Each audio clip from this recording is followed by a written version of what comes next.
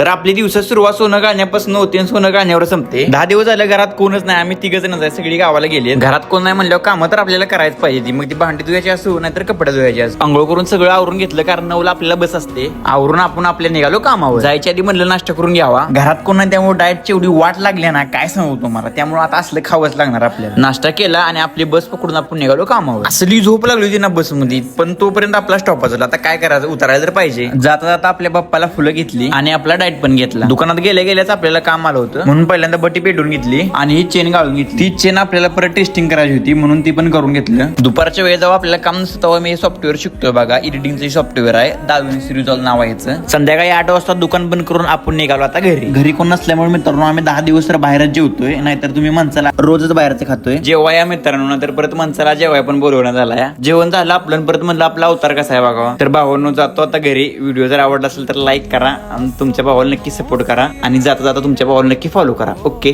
Bye.